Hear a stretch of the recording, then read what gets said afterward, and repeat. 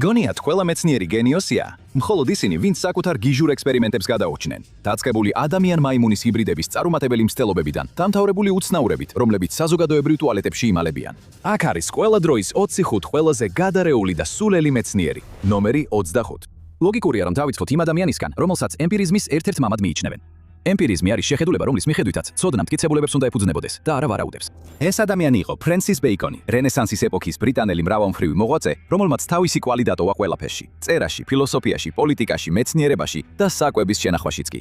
დაჯერებდი, რომ სწორედ ამ უკანასკნელთან დაკავშირებულმა სულელურმა ექსპერიმენტმა მოკლა იგი. ბეიკონის 1626 წლის გარდაცვალების ერთ-ერთი ყველაზე ცნობილი აღწერის მიხედვით, ის მიდიოდა თოლში, ჰაიგეიტში, ჩრდილოეთ ლონდონში, როცა მოულოდნელად ერთი იდეა დაებადა. რა მოხდებოდა თოვლი და ყინული ხორცის შესანახად რომ გამოვიყენოთ? მას მიაწოდეს ბუმბულგაცლილი ქათამი, რომელიც თოვლით გაავსო, რათა ენახა გაუძლებდა თუ არა დროს. სამწუხაროდ პასუხი ვერასდროს გაიგო. ის ძალიან მძიმედ დაავადდა და მალევე პნევმონიით გარდაიცვალა. ქათამთან დაკავშირებით მართალი აღმოჩნდა, თუმცა ნეტავ საკუთარი თავის შენაჩუნების ინსტინქტიც ასე გამძაფრებული ჰქონოდა. თუმცა სულ მცირე, მისი ექსპერიმენტები მას შეშლილ პერვერტად არაჩენდა. ნომერი 24. მე-20 საუკუნე გლობალური სამეცნიერო დაფინანსებისთვის გიჟური დრო იყო და ერთ-ერთი ყველაზე დიდი სარგებლის მიმღები ამ მხრივ იყო საბჭოთა მეცნიერი და ვეტერინარული რეპროდუქციის ექსპერტი დოქტორი ილია ივანოვი. ის ფიქრობდა, რომ ევოლუციას საბოლოოდ დაამტკიცებდა ყველაზე შემზარავი გზით. დაამტკიცებდა, რომ ადამიანები და მაიმუნები ერთმანეთს დაორსულებას შეძლებდნენ. და აქედან ყველაფერი კიდევ უფრო უცნაური და არალეგალური გახდა. 1927 წელს ივანოვი და მისი შვილი ჩაერთნენ ძალიან ჩვეულებრივ მამაშვილის საქმიანობაში. სამი მდედრი შიმპანზეს ადამიანის სპერმით განაყოფიერებაში. მათ მისცეს ნებართვა ფრანგულ გვინეაში მდებარე კვლევით სადგურზე, რათა ჩაეტარებინათ ეს უცნაური ექსპერიმენტი. მის შვილს კი პისტოლეტიც კი ჰქონდა თან, იმ შემთხვევაში თუ შიმპანზეები წინააღმდეგობას გაუწევდნენ. მაგრამ მიუხედავად იმისა, რომ ივანოვმა თავად შეიმუშავა უახლესი განაყოფიერების ტექნოლოგია, ისინი მაინც ვერ მიაღწიეს წარმატებას. ივანოვი უბრალოდ ვიღაცა რიგითი გარყვნილი არ იყო. მან მიიღო რეალური დაფინანსება საბჭოთა კავშირისგან, რომელიც თვლიდა, რომ მისი კვლევა მათ დაეხმარებოდა დარვინისტური პოზიციის გაძლიერებაში ამერიკელი ქრისტიან ფუნდამენტალისტების წინააღმდეგ. მან ასევე მიიღო დაფინანსება ფრანგული პასტერის ინსტიტუტისგან. მაგრამ, როდესაც ივანოვის ყველა მცდელობა დედალედალი შიმპანზეების განაყოფიერების შესახებ წარუმატებელი აღმოჩნდა, მან გააცნობიერა, რომ კიდევ ერთი ვარიანტი ჰქონდა: ადამიანის ქალის განაყოფიერება ადამიანის შიმპანზეის ნაშიერით. ამ მიზნით 1920-იანი წლების ბოლოს მან შეიძინა მამრი ორანგუტანის სახელად ტარზანი, რათა ყოფილიყო მისი დონორი. შემდეგ კი დაიწყო ადამიანის ქალების ძიება, რომლებიც სიამოვნებით მიიღებდნენ მონაწილეობას. მან მართლაც იპოვა რამდენიმე ქალი, რომლებიც ყველა ფსიქიკურად არასტაბილური ჩანდა. თუმცა ტარზანი ტვინის სისხლჩაქცევით დაიცვალა სანამ ექსპერიმენტი დაიწყებოდა. დოქტორ ივანოვის დამახინჯებული ოცნებები დასრულდა მაშინ, როცა სტალინმა გადაწყვიტა, რომ საბოლოოდ არ სურდა ადამიან-შიმპანზეები და შემდეგ იგი გაგზავნა გულაგში, როგორც სამეცნიერო წმენდის ნაწილი. ასე რომ ეს ბუნების წინააღმდეგ ჩადენილი დანაშაულია. მოდი კიდევ ერთით მივაღოლოთ. ნომერი 23. რა მოხდებოდა თუ ალბერტ აინშტაინისავით ჩქვიანი იქნებოდი და ამისთვის მხოლოდ მისი ტვინის ჭამა დაგჭირდებოდა? ასეთი აზრი მაღალი უსაფრთხოების ფსიქიატრიული საავადმყოფოების გარეთ იშვიათად თუ ვინმეს მოსდის თავში, მაგრამ საკვები მეხსიერების იდეა მე-20 საუკუნის შუა პერიოდში რამდენიმე შეცდომაში შეყვანილი მეცნიერის აკვიატებად იქცა, რომლებიც ბრტყელ ჭიებს იკვლევდნენ. ჯეიმს მაკონელმა ჩაატარა ექსპერიმენტები იმის დასამტკიცებლად, რომ ბრტყელი ჭიები, რომლებიც ცხოველთა სამეფოში ნეირონების მქონე ერთ-ერთი ყველაზე მარტივი ორგანიზმებია, წარმატებით ქმნიან მეხსიერებას. ეს მაშინ მოხდა, როცა ის უბრალოდ სტუდენტი იყო 1950-იან წლებში, მაგრამ ახლა როგორც ზდასრული მეცნიერი, ის მზად იყო ამ თემაზე მართლაც უცნაური ექსპერიმენტები ჩაეტარებინა. სხვა მეცნიერები სწორად ფიქრობდნენ, რომ მას გონება ჰქონდა დაკარგული, მაგრამ მან დაიწყო იმის მტკიცება, რომ მისი ექსპერიმენტები ამტკიცებდა, მეხსიერება ტვინის სინაფსებში არ იყო მოთავსებული, არამედ ქიმიურად იყო კოდირებული თითოეული უჯრედის შიგნით არსებულ RNA-ის მოლეკულებში. ეს ნიშნავს, რომ შენი მოგონებები ისეთივე რაოდენობითაა შენს ფეხში, როგორც ტვინში. და სწორედ მაშინ გახდა ყველაფერი საშიში. მისი წმენით, რომ მეხსიერება ყველა ქსოვილში იყო განთავსებული, ის ასწავლიდა ერთ ბრტყელ ჭიას ხრიქს. შემდეგ კი მას დაჭრიდა და ნაჭრებს აჭმევდა მეორე ბრტყელ ჭიას. ეს გამოიწვევდა, ან ასე ამტკიცებდა ის, ინტელექტის გადატანას. რა თქმა უნდა, მაკონელმა ხაზგასმით აღნიშნა, რომ მეხსიერების გადატანა ალბათ ვერ გადაიტანდა ადამიანის საჭმლის მომნელებელი სისტემის მჟავიანობას. მაგრამ ამ ეტაპზე ის თითქოს ხეს უყურებდა და ტყეს ვერ ამჩნევდა.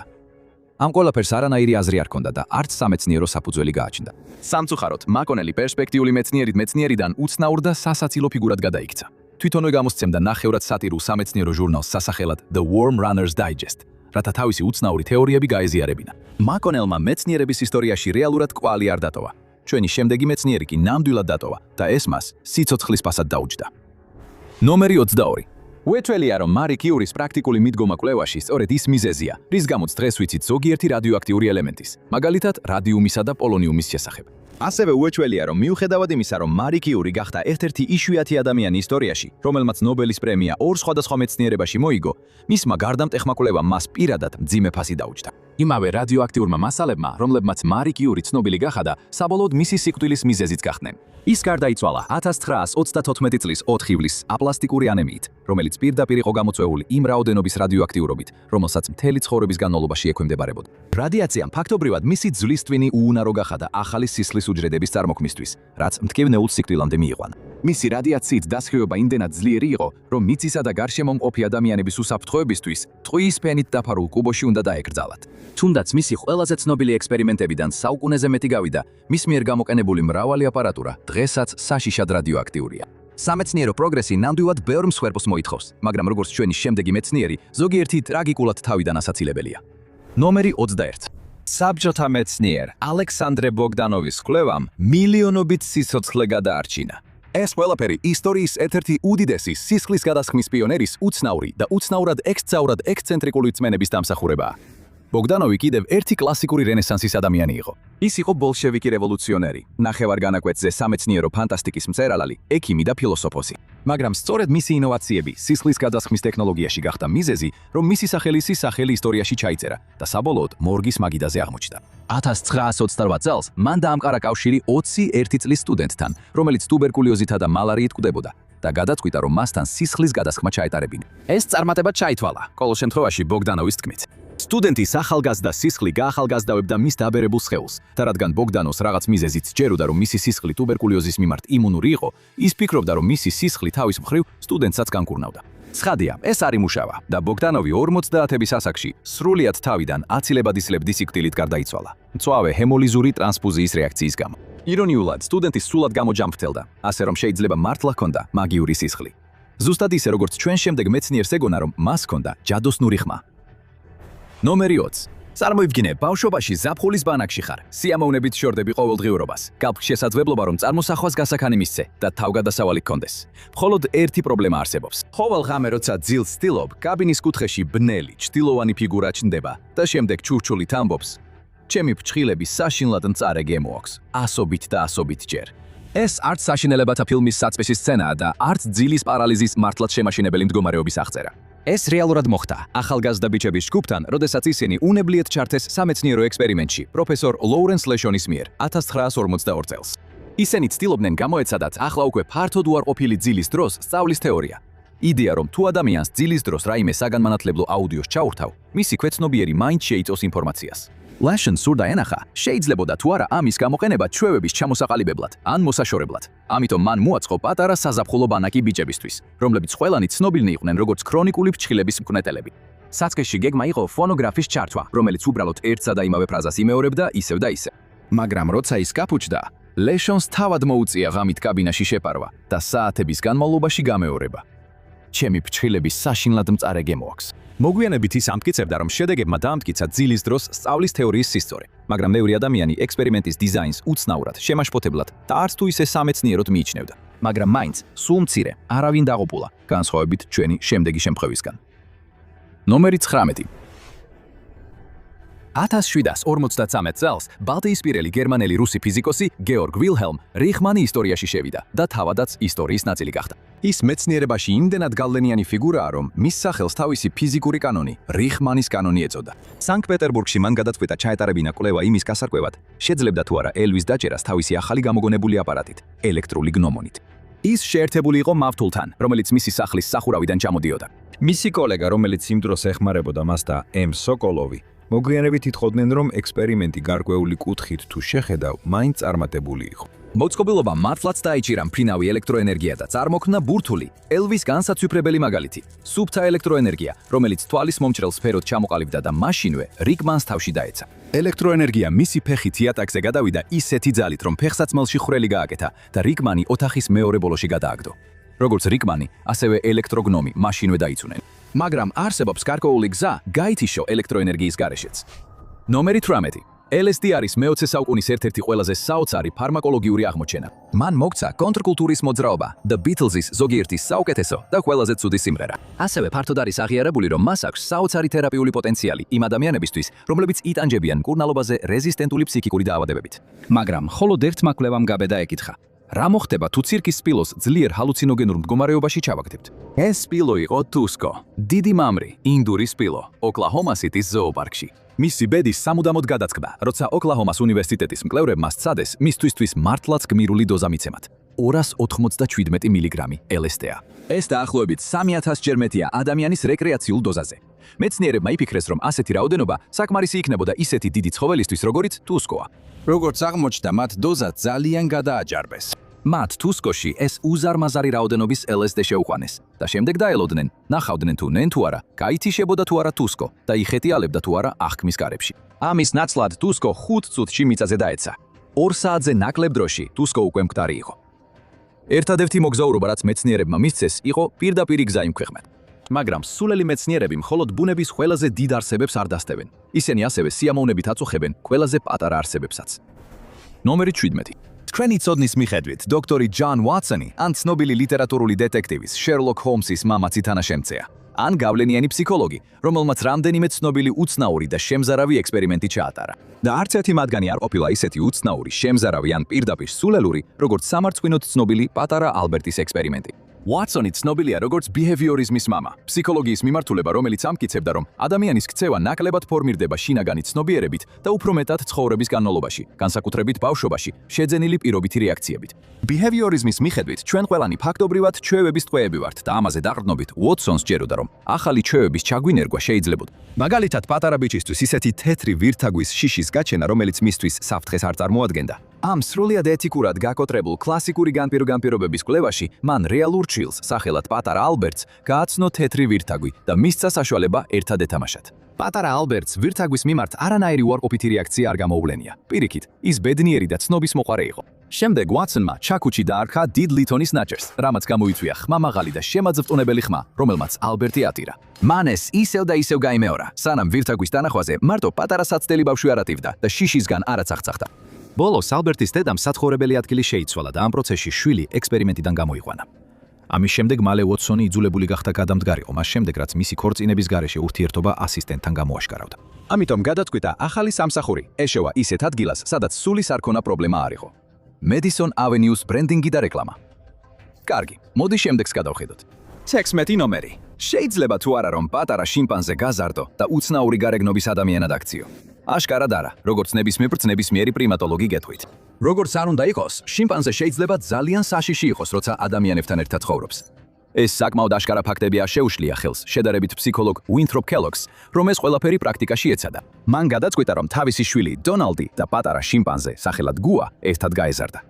1931 წლის დასაწყისში კელოგების ოჯახმა გუა სახლში მიიყვანა, რათა ენახათ რა მოხდებოდა. შეძლებდნენ კი გუას ბავშვის მსგავსად აღზრდას და იქნებოდა თუ არა გუას ყოფნა დონალდზე ისეთი გავლენის მომხდენი, რომ ის უფრო შიმპანზესავით მოქცეულიყო. ეს სრულიად შეშლილი და წარმოუდგენლად საშიში იდეაა, მაგრამ მათ ნამდვილად სცადეს. ისინი გაოცებულები იყვნენ, როცა ნახეს, რომ გუამ მართლაც მიაღწია გარკვეულ ადამიანურ განვითარებას. 9 თვიანი სოციალიზაციის შემდეგ მან შეძლო ზოგიერთი ბრძანების ამოცნობა და შესრულება, მაგალითად, ჭიქის აღება და კოუზის გამოყენება. მან ასევე შეძლო ადამიანების ამოცნობა მათი ტანსაცმლითა და სუნით, თუ არა სახის მიხედვით. ასევე მართალია, რომ დონალდმა ბავშვობაში ბევრი შიმპანზეს მსგავსი ქცევა და მანერები აითვისა, მხოლოდ გუასთან დიდი დროის გატარების შედეგად. მაგრამ ამაზე მეტი განვითარება აღარ მოხდა. გუა ფიზიოლოგიურად ვერ ახერხებდა ადამიანის ენის ათვისებასა და გამეორებას, რადგან მიუხედავად იმისა, რომ შიმპანზეები უდავოდ ძალიან ჭკვიანი ცხოველები არიან, ისინი მაინც ცხოველები არიან. კელოგებმა გადაწყვიტეს, რომ მთელი ექსპერიმენტი ძალიან შორს წავიდა. როდესაც დონალდი დაიწყო გუას მიერ გამოცემული სხვადასხვა ხმების გამეორება, მათ გააცნობიერეს, რომ ამ ექსპერიმენტს სინამდვილეში დონალდისთვის უფრო მეტი ზიანის მოტანა შეეძლო, ვიდრე გუას განვითარებას შეუწყობდა ხელს. როგორც ნებისმიერი პრიმატოლოგი, პირველივე დღეს ეტყოდა მათ.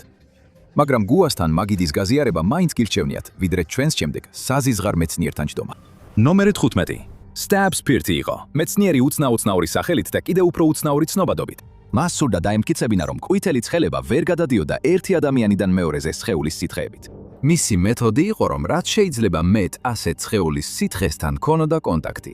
რამდენიმე წლის შემდეგ, რაც 1793 წლის ყვითელი ცხელების ეპიდემიამ ფილადელფია გაანადგურა, ფირთის ექსპერიმენტები დაიწყო. მან დაიწყო იმით, რომ ქირურგიული ჭრილობები გაიკეთა ხელებზე და შემდეგ ყვითელი ცხელების პაციენტის ღებინება პირდაპირ ჭრილობებში ჩაასხა. როდესაც ფირთმა ყვითელი ცხელება არ აიკიდა, მან თავი იღბლიანად არ ჩათვალა და მსგავსი რამის გაკეთება არ შეუწყვეტია. ამის ნაცვლად, მან გადაწყვიტა 2 მაგად, 3 მაგად და 4 მაგად გაერისკა ყველაზე საზიზრარი გზებით, რაც კი წარმოსადგენია. მან ყვითელი ცხელების პაციენტის ღებინება პირდაპირ თვალებში ჩაისხა. მან ეს ღებინება შეცვა და ორთქლი შეისუნთქა. მან დაუზავებელი ღებინება დალია და მაინც არ დაინფიცირდა. და რაცა დარწმუნდა, რომ ღებინება ინფექციის გადამტანად აღარ ითვლებოდა, მას შემდეგ დაისვა ინფიცირებული სისხლი, შარდი და ნერწყვი მთელ სხეულზე. თუ რამე დაამტკიცა, ის იყო, რომ მეცნიერისა და თვითდამანგრეველი გარყვნილის შორის ზღორის ზღვარი ძალიან წვრილია. მაგრამ სულ მცირე, მან საბოლოოდ დაამტკიცა, რომ ყვითელი ცხელება სხეულის სითხეებით არ გადადის, ასე რომ ყველაფერი ამადღირდა. თუმცა ეს ყველაფერი სინამდვილეში სრუდილეში სულიად უსარგებლო იყო, რა თქმა უნდა. ყვითელი ცხელება არის ვირუსული დაავადება, რომელსაც კოღოები ავცელებენ და ფირთმა უბრალოდ გამოიყენა პაციენტები, რომელთაც დაავადების გვიან სტადიაზე ვირუსი ორგანიზმში აღარ ჰქონდათ. და უნდა დავფიქრდეთ, იქნება ფირთმა რაღაც მომენტში ეს უკვე იცოდა, მაგრამ ყვითელი ცხელების სითხეებზე მაინც დამოკიდებული გახდა. ღმერთო, მოდი ამაზე ლაპარაკს შევთქვიტოთ და სადმე ნაკლებად საზიზღარ ადგილას დავიდეთ. მაგალითად, მამაკაცების ტუალეტში. ნომერი 14. არა, ოფიცერო, მე უბრალოდ ფსიქოლოგიურ ექსპერიმენტს ვატარებდი. შეიძლება ეს ის იყოს, რასაც იტყოდით, თუ ტუალეტში ჩამალული იყავით და ადამიანებს უყურებდით, როცა ისინი თავიანთ საქმეს აკეთებდნენ. მაგრამ შეიძლება კიდევ უფრო დიდ პრობლემაში აღმოჩნდეთ, თუ შემდეგ ეთქვით, რომ კვლევის სახელწოდებაა ტუალეტში პირადი სივრცის დარღვევა, აღგზნების მიმანიშნებელი მტკიცებულებები. მაგრამ ეს იყო რეალური კვლევის სახელი, რომელიც 1970-იან წლებში ჩატარდა და გულისხმობდა ბევრი მამაკაცის დაკვირვებას საზოგადოებრივ ტუალეტებში შარდვის დროს. კვლევის არსი იყო საკმაოდ ბავშვური კითხვა. სჭირდებათ თუ არა მამაკაცებს მეტი დრო შარდვისთვის, როცა ისინი თავს გარშემორტყმულად გრძნობენ საერთო ტუალეტში. და ამის გასარკვევად, ისინი ფარულად აკვირდებოდნენ, როგორ მათთან მომუშავე ადამიანები პისუართან დგომ არაფრის მცოდნე მონაწილეებს გარს ეხვეოდნენ. შემდეგ მათ გააზომეს, რამდენი დრო სჭირდებოდათ თითოეულ ამ ადამიანს პისუართან შარდვის დასაწყებად, იმის მიხედვით იყვნენ თუ არა სხვები მათთან ახლოს. სამეცნიერო საზოგადოებამ ეს კვლევა ფართოდ დაგმო, როგორც უცნაური, საზიზღარი და უმეტესად უსარგებლო. მაგრამ თუ ეს კითხვა ყოველთვის გაწუხებდათ, შეგიძლიათ მშვიდად დაიძინოთ, რადგან დიახ, სცენის შიშის დროს შარდვა მართლაც უფრო რთულია. სიცოცხლის დიდ კითხვებზე რომ საუბრობთ, ნომერი 13-ია. რამდენი იწონის შენი სული? არა, ეს ჩვენი ემო დებიუტ ალბომის სახელი არ არის. ეს კითხვა სერიოზულად დასვა ექიმმა დანკან მაკდუგალმა 1907 წელს. სწორედ ამან გააჩინა ცნობილი ექსპერიმენტი, რომელსაც დღეს 21 გრამის ექსპერიმენტად იცნობენ. ვინც პროფესიონალი მეცნიერი არ არის, შეიძლება ეს ინტუიციურად ლოგიკურად მოეჩვენოს. ის სიკვდილის პირას მყოფ პაციენტებს სპეციალურად შექმნილ სასტორზე აწყობდა და ზუსტად სიკვდილის მომენტში მათ წონას აფიქსირებდა. თუ სიკვდილი მართლაც იყო სულის სხეულიდან გასვლა, როგორც ის ფიქრობდა, მაშინ წონის ნებისმიერი მუდმივი კლება შეიძლება ადამიანის სულის წონას გამოავლენდა. უკვე ეს ცოტა არანორმალურია, როცა უცნაურ სამეცნიერო შეხედულებას სრულიად მეტაფიზიკურ რელიგიურ თემასთან აერთიანებ. მაგრამ ექსპერიმენტის ჩატარების შემდეგ მან ჰიპოთეზა ჩამოაყალიბა, რომ ადამიანის სულის წონა სავარაუდოდ დაახლოებით 21 გრამი, ან 0.7 უნცია ა. თუმცა ეს წარმოუდგენლად უცნაურია უამრავი მიზეზის გამო. პირველ რიგში ექსპერიმენტი მხოლოდ რამდენჯერმე ჩატარდა, რადგან ბევრი მომაკვდავი ადამიანი ურჩევნია თავისი ბოლო წუთები ოჯახთან გაატაროს და არა ექიმის სასტორზე. ასევე იყო პრობლემა, რომ ნიმუში მხოლოდ 6 ადამიანს მოიცავდა, რაც ძალიან მცირეა ასეთი დიდი მტკიცებისათვის. და თითქოს ეს არ იყო საკმარისი. იმ 6 საცდელი პირიდან მხოლოდ ერთმა დაადასტურა ჰიპოთეზა, რომელსაც მაკდუგალი ამოწმებდა. ამიტომ, მიუხედავად იმისა, რომ 21 გრამის ფაქტი ინტერნეტში ყველგან ვრცელდება კლიკბეიტ ანგარიშების მიერ, ის არაფერია მეტი ვიდრე ურბანული ლეგენდა, რომელიც ექსპერიმენტის საშინლად ცუდ დაგეგმას ეფუძნება. ზოგჯერ იდიოტური ექსპერიმენტები ასეთი სიღრმისეული არ არის. ზოგჯერ ისინი უბრალოდ სასაცილოდ სულელურია. ნომერი 12. როგორ ფიქრობთ, რა არის ყველაზე სულელური რამ, რაზეც შეიძლება $1000 დახარჯოთ? უაზროდ დიდი ფსევდოფუფუნების სახლი, რომლის მოვლის ხარჯებს ან ქონების გადასახადს ვერ გადაიხდით? 1000 ბინი ბეიბი, კრიპტოვალუტა? ან კვლევა, რომელიც იმედოვნებდა, რომ პლასტმასის დინოზავრის კუდიანი ქათმების გამოყენებით დაადგენდა, როგორ დადიოდნენ დინოზავრები? დიახ, ეს ნამდვილი კვლევა იყო და მან იგ ნობელის პრემია მოიგო. ეს არის სამეცნიერო სატირული ჯილდო უჩვეულო კვლევებისთვის. აბა, რა მოხდა აქ? მეცნიერებმა დაასკვნეს, რომ ფრინველები დინოზავრების შთამომავლები არიან და რადგან ქათმები დედამიწაზე ყველაზე გავრცელებულ ორფეხა ფრინველებს შორის არიან, მათ უჩვეულო არჩევანი გააკეთეს. ქათამზე ხელოვნური დინოზავრის კუდის მიმაგრებით, მათ სურდათ ენახათ, როგორ შეიძლებოდა დინოზავრი სინამდვილე შეევლო. ასეა თუ ისე, ეს იყო მათი ლოგიკა. თუ გაინტერესებდათ, მოკლე პასუხი ასეთია. ისინი დადიან ძლიერ მოხრილი, თითქმის ჰორიზონტალური პოზით, რადგან კუდი საწინააღმდეგო წონას წარმოადგენს და ეს ნამდვილად თითოეულ დახარჯულ თეთრად ღირდა. ქათამ დინოზავრები შეიძლება ბორბალს არ გამოიგონებენ თავიდან, მაგრამ რა სიტყვით თეორიაზე, რომელიც მთელ სამყაროს თავდაყირა დააყენებდა, რომ არა სრული სისულელე რომოს. ნომერი 11. სუდი მეცნიერების ვიდეო არ იქნებოდა პატარა მოგზაურობის გარეშე, ავსტრიასა და გერმანიაში მე-20 საუკუნის პირველ ნახევარში. ამ პერიოდში ბევრი პირდაპირ ბოროტის სამეცნიერო თეორია არსებობდა, განსაკუთრებით ნაცისტური მოძრაობის დაწყებასთან ერთად.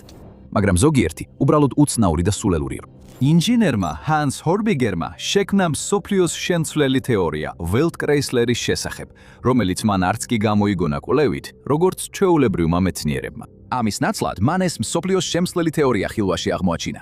და რა იყო ეს თეორია? კარგი, როგორ ახსნა ეს? ის ფაქტობრივად თვლიდა, რომ კინული იყო სამყაროს ცენტრალური ძალა, რომელიც თავისი კოსმიური ძალით აერთიანებდა მთელ რეალობას. ეს შეიძლება არც ყოფილიყო სასარგებლო და საერთოდ არ ქონოდა საფუძველი რეალობაში, მაგრამ ჰანსი მაინც აქტიურად ავრცელებდა მას თავის საჯარო გამოსვლებში. ეს საბოლოოდ უცნაურ თემად იქცა გერმანულ კულტურაში. იმდენად, რომ ჰიტლერის ხელისუფლებაში მოსვლის დროისთვის უკვე დაობენ, იყო თუ არა მსოფლიო ყინულის დოქტრინა, არსებითად არიული თეორია, თუ უფრო ებრაული გავლენის მქონე რა. შემდეგი მაგალითი ამ საკითხში ცივ და გამაგრილებელ სასმელს შემოიტანს. მე-19 საუკუნის ბოლოსა და მე-20 საუკუნის დასაწყისში ექიმები და მეცნიერები ფიქრობდნენ, რომ სისხლის გადასხმისას რძის გამოყენება შეიძლებოდა სისხლის ნაცვლად. შედეგი უამრავი პრობლემა. სასარგებლო კონტექსტისთვის. სისხლის ჯგუფები მხოლოდ 1901 წელს აღმოაჩინეს. ასე რომ, მანამდე სისხლის გადასხმები სრულიად ბრმად ხდებოდა, თუ ახლო ნათესავი არ ყავდათ გვერდით. შეიძლებოდა სისხლის გადასხმა სრულიად წარმატებულად ჩაგეტარებინათ, მაგრამ პაციენტს მოულოდნელი რეაქცია ჰქონოდა და გარდაცვლილიყო. ყველას უნდოდა უნივერსალური გადასასმელი მასალა და ზოგიერთ მეცნიერს აინტერესებდა. რატომაც არა? რატომ არა რძე? სისხლის გადასხმას უკვე ჰქონდა უცნაური და არაორდინარული ისტორია. ამ დროისთვის სისხლის გადასხმა უკვე არსებობდა მე-17 საუკუნის ბოლოდან. ზოგჯერ შემთხვევით წარმატებით სრულდებოდა, ხოლო სხვა შემთხვევებში საშინელებას იწვევდა. ზოგი მეცნიერი ფიქრობდა, რომ შეეძლოთ გონებრივი მდგომარეობის განკურნება, თუ ცხოველების სისხლს, რომლებსაც სასურველი თვისებები ჰქონდათ, ადამიანებში გადაუსხამდნენ. ეს გავდა იმას, რომ ადამიანს, რომელსაც მძიმე ფსიქიკური დაავადება და აგრესიული მიდრეკილებები ჰქონდა, ცხრის სისხლს გადასხამდნენ, რათა დაემშვიდებინათ. ცხადია, ეს არ მუშაობდა და იდეაც სრულიად სასაცილოა. კვლევა თითქმის 2 საუკუნის განმავლობაში ძალიან შენელდა. სისხლის ჯგუფების შესახებ მნიშვნელოვანი ცოდნის გარეშე ეს პრაქტიკა ბარბაროსულად და სასიკვდილოდ მიიჩნეოდა და ვატიკანმა ის გარკვეული დროით ოფიციალურად აკრძალა. ძის ახალი ერა 1854 წელს დაიწყო, როდესაც ექიმები ჯეიმს ბოუელი და ედვინ ჰოტორი ფიქრობდნენ, რომ რძეში არსებული ცხიმოვანი ნაწილაკები თეთრ სისხლის უჯრედებად გადაიქცეოდა. ეს გამოიყენეს საბაბად, რომ რძე შეეკვანათ ადამიანებში, სხვათა შორის ძროხის რძე, არა ადამიანის. პირველ პაციენტს, რომელზეც ეს გამოსცადეს, რეალურად გაუმჯობესების ნიშნები გამოუვლინდა. შემდეგი 5 კი ყველა გარდაიცვალა. ამიტომ ბუნებრივია, ეს გახდა ყველაზე პოპულარული ჯანმრთელობის ტრენდი ამერიკაში, სანამ მოდაში მოვიდოდა უმი ხორცი და დაბინჯურებული მდინარის წყალი. ზოგჯერ მეცნიერთად კი შეუძლიათ წარმოუდგენლად სულელები იყვნენ. შემდეგ კი ვნახავთ, რა ხდება, როცა სიბრიყვე ბოროტებას ერწყმის. ნომერი 9. გონებრივი დაავადება რთული თემაა, რომელსაც თითოეული ადამიანის შემთხვევაში ინდივიდუალური მიზეზები აქვს. ტვინის ქიმიიდან, ფსიქოლოგიამდე და ნევროლოგიამდე, მაგრამ სამართლიანოდ ცნობილ ექიმ ჰენრი კოტონს სრულიად განსხვავებული წარმოდგენა ჰქონდა. რა მოხდებოდა თუ ყველა გონებრივი დაავადება ფიზიკური ინფექციის შედეგი იქნებოდა, მაგალითად როგორც ინფიცირებული კბილი. დიდი აღმოჩენა იქნებოდა, რომ მართალი ყოფილიყო. პრობლემა ისაა, რომ ეს საერთოდ არ იყო სიმართლე. 1907 წელს, როდესაც ჰენრი კოტონი ნიუ-ჯერსის შტატის ფსიქიატრიული საავადმყოფოს ახალი ექიმი გახდა, მას სურდა თავისი სახელი დაემკვიდრებინა. მას ჰქონდა წაკითხული, რომ პაციენტები, რომლებიც ინფექციის შედეგად მაღალი ტემპერატურით იტანჯებიან, ხშირად ჰალუცინაციებსა და ბოდუებს განიცდიან. ამიტომ იქნებ ერთი მეორესთან პირდაპირ იყო დაკავშირებული. ამან მიიყვანა მას მასობრივ ოპერაციებამდე, როდესაც საავადმყოფოს პაციენტებს ელპობადი კბილები ამოაცალა, იმ იმედით, რომ იქნება ამ პროცესში მათ ფსიქიკურ ტრავმასაც ამოიღებდა. აშკარად ყველაზე შეშლილი ადამიანი აქ თავად იყო ფსიქიატრიული საავადმყოფოს ხელმძღვანელი. და როცა ეს არ გამოვიდა, მან თავისი შეცდომები ვერ დაინახა და უკან არ დაიხია. არა, ეს დამთმობი ადამიანის საუბარი იქნებოდა. რა თქმა უნდა, თუ ისინი ისევ ფსიქიკურად ავად იყვნენ, ეს იმიტომ იყო, რომ მათ სხეულში ჯერ კიდევ იმალებოდა ინფექციები, რომლებიც მას ჯერ არ ჰქონდა ამოღებული. მან ფსიქიკურად ავადმყოფებს ტონზილები მოაცალა. თუ ეს არ ჭრიდა, სიამოვნებით ამოიღებდა თქვენს სათესლე ჯირკვლებს ან საკვერცხეებს, თუ ფიქრობდა, რომ ისინი იყვნენ თქვენი მანიის მიზეზი. ზოგიერთ პაციენტს კოლონიც კი ამოაცალეს. გაგიკვირდებათ, თუ გაიგებთ, რომ ამ კაცის ოპერაციებს 45%-იანი სიკვდილიანობა ჰქონდა. სტატისტიკურად ეს თითქმის ისეთივე ცუდია, როგორც თქვენი ბედი მონეტის აგდებით გადაწყდეს. დიდი დრო არ გასულა, რომ საავადმყოფო კოტონის დასახიჩრებული მსხვერპლებით აივსო. როცა საბოლოოდ დატოვა საავადმყოფო, ამ წარმატების წყალობით კერძო ექიმი გახდა. მან დაიწყო კბილების ამოღება ნიუ-ჯერსის სოციალური ელიტის ფსიქიკური პრობლემების სამკურნალოდ. ადამიანებისთვის, რომლებსაც უფრო მეტი ფული ჰქონდათ ვიდრე გონება ან ბედნიერება. მიუხედავად იმისა, რომ სრულიად იდიოტი მეცნიერი და თავისი პაციენტების გიჟი ჯალათი იყო, კოტონმა სიცოცხლეში არასდროს ნახა შედეგები. დაჯერება გინდათ თუ არა, ჩვენ კიდევ უფრო უჩხული გიჟი მეცნიერი გვყავს. მერვე ნომერი. შეიძლება სიდნი გოტლიბის სახელი არ გეცნობათ, მაგრამ დიდი შანსია მისი ყველაზე სამარცხვინო ნამუშევარი იცოდეთ. CIA-ის ქიმიის პროექტი სახელად MK Ultra. ის ცდილობდა გამოეკვლია LSD როგორც ტვინის გამორეცხვის საშუალება, მეთოდებით, რომლებიც პირდაპირ ნაცისტი ომის დამნაშავეებისა და მონსტრებისგან იყო აღებული, ვინც 731-დან ოფში მუშაობდა. MK Ultra-ს დანაშაულები მთლიანობაში იმდენად ბევრია, რომ აქ ვერ ჩაუღმავდებით. საკმარისია ითქვას, რომ პროექტი ყველა სამეცნიერო მიზანში ჩავარდა, ხოლო უკან ადამიანური ტანჯვა და სიკვდილი დატოვა. მაგრამ ერთ-ერთი ყველაზე უცნაური გზა, რომლითაც გოტლიბი სრულიად უსარგებლო და უარგისი მეცნიერი იყო, მისი ჩვევა გახდათ, რომ უბრალოდ ინტერესის გამო თავის CIA-ის კოლეგებს LSD-ს აძლევდა, რათა ენახა, რა მოხდებოდა. ერთ-ერთი ყველაზე უბედური მსხვერპლი ამ ყველაფრისა იყო გოტლიბის თანამშრომელი ფრენკ ოლსონი. ოლსონი იყო ერთ-ერთი პირველი მეცნიერი, რომელიც მეორე მსოფლიო ომის დროს ფორტ დეტრიკის საიდუმლო ბიოლოგიური ომის ლაბორატორიებში, ფრედერიკში, მერილენდის შტატში მიავლინეს. ეს მოგვიანებით მას გოტლიბთან დაპირისპირებების გზაზე დააყენებდა, რომელმაც კომპანიის გასვლაზე მის სასმელში წამალი შეურია. ამან ოლსონს ყველა კოლეგის წინაშე უხერხული მერვული აშტილობა გამოიწვია. ეს ოლსონისთვის დაღმავალი სპირალის დასაწყისი იყო, რადგან პარანოიამ და პროფესიულმა პრობლემებმა ფაქტობრივად გააგიჟა იგი, რაც 1953 წელს სასტუმროს ფასპანჯრიდან მის დრემდე სადავო ფატალურ ვარდნაში დასრულდა.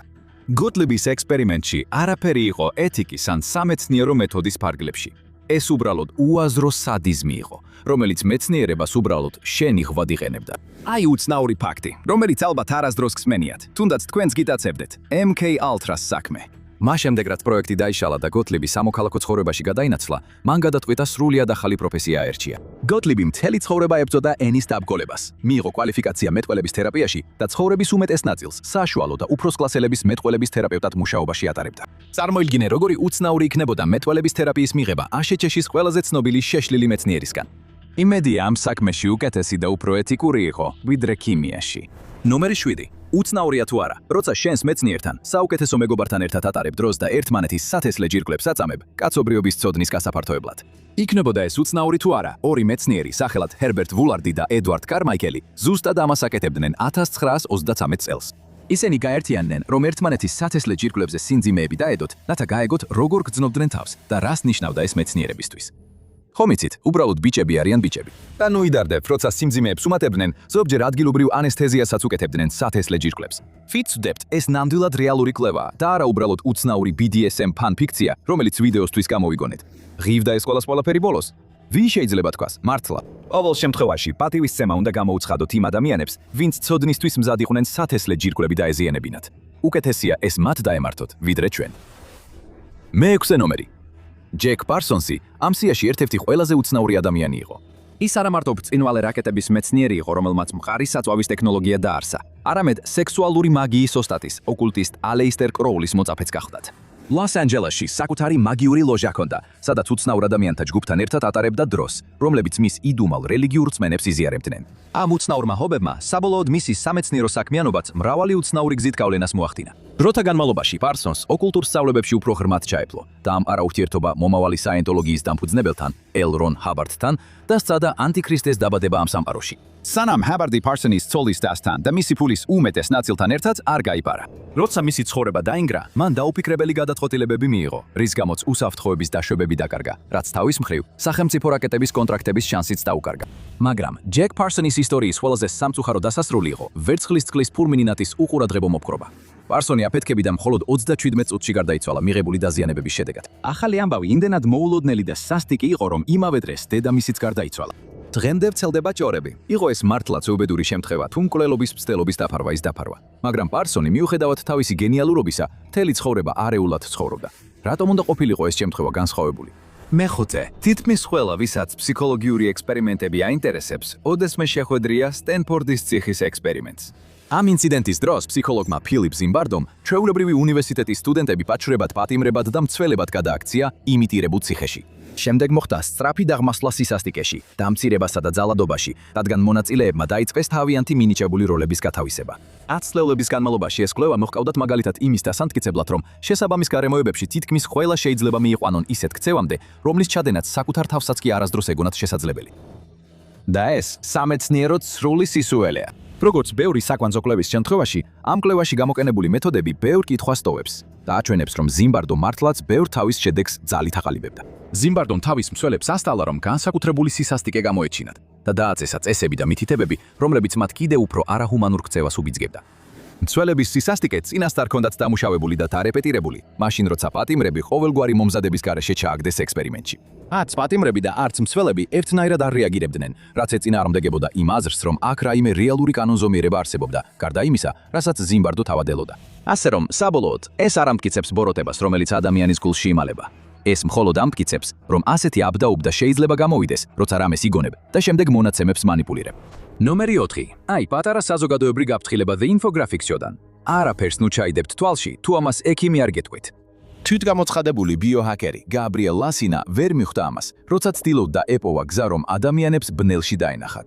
მან მოამზადა ნაზავი ინსულინის, დიმეთილსულფიდის და ქიმიური ნივთიერების ქლორინი E6-ისგან, რომელიც სიბრმავის სამკურნალო პრეპარატია. ასე რომ, თუ იღებთ წამალს, რომელიც სიბრმავეს კურნავს და მას მხედველობის მქონე ადამიანის თვალებში აყრი, ალბათ შედეგი სუპერ მხედველობა იქნება, ხომ ასეა?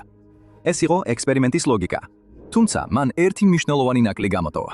თვალი, რომელიც უფრო მეტ სინათლეს ატარებს, შეიძლება სიბნელეში უკეთ ხედავდეს, მაგრამ დღის სინათლეზე ბევრად უფრო დაუცველი ხდება დაზიანების მიმართ. გაბრიელს გაუმართლა. მან აღმოაჩინა, რომ სიბნელეში უკეთესად ხედავდა თვალებში ჩასხმული ნივთიერებისგან, სიბნელეში უკეთ ხედავდა და მაშინვე არ დაბრმავდა. მეორე დილით ისევ ნორმალურად იყო. მესამე, თითქმის სასტიკი ხუმრობაა, რომ ჯოზეფ ბარკროფტს იდიოტს უწოდოთ, როცა სინამდვილეში ის ერთ-ერთი ყველაზე თავდადებული მეცნიერი იყო, ვინც კი ოდესმე უცხოვრია. მაგრამ ამას მხოლოდ იმიტომ ამბობთ, რომ მადარჩენა შეძლო. და როცა ისეთ სრულიად შეშლილ რაღაცებს აკეთებ, რასაც ბარკროფტი აკეთებდა ადამიანის ცოდნის ძიებაში, გადარჩენა სტატისტიკურად უკიდურესად არამოსალოდნელია. ბარკროფტი არმიასთან ერთად მუშაობდა ჟანგბადიანობისა და სისხლის შესწავლაზე. ეს განსაკუთრებით გამოსადეგი იყო პირველ მსოფლიო ომში, როცა ქიმიური იარაღი ბრიტანეთის არმიას დიდ ზიანს აყენებდა. რადგან მიუხედავად იმისა, რომ ბრიტანელებს მდოგვი უყვართ, მდოგვის გაზი ნამდვილად არ უყვართ. ბარკროფტმა საქმე ხელში აიღო და პირდაპირ შევიდა კამერაში, რომელიც წყალბადის ციანიდით იყო სავსე. საკუთარი თავი პირდაპირ ზემოქმედების ქვეშ მოაქცია. ის იქ 10 სული წუთის განმავლობაში დარჩა, გაზის კამერაში გადარჩა, შემდეგ კი გამოვიდა და კვლევა გააგრძელა. სისხლის მიმოქცევის შემდგომი შესწავლის მიზნით, მან საკუთარი თავი საყინულეში ჩაკეტა, იქამდე სანამ ჰიპოთერმია არ დაემართა და გონება არ დაკარგა. მაგრამ ეს ყველაფერი სრული ხუმრობა ჩანს მის ყველაზე გიჟურ ექსპერიმენტთან შედარებით. მან მთელი ერთი კვირა გაატარა დაბალი ჟანგბადის კამერაში, რათა შეესწავლა მისი გავლენა ორგანიზმზე. მას შემდეგ, რაც კამერიდან ცოცხალი გამოვიდა, მისი კანი მკვეთრად ლურჯი იყო. ბარკროფტის ექსპერიმენტები ნამდვილად გიჟური იყო, მაგრამ მას სულელთა ჩემპიონს ვერ უწოდებთ, რადგან ბოლოს და ბოლოს გადარჩა. ჩვენი ბოლო ორი მეცნიერი კი ასეთი იღბლიანი არ აღმოჩნდა თავიანთი შოკის მომგვრელი და საშიში ექსპერიმენტებით.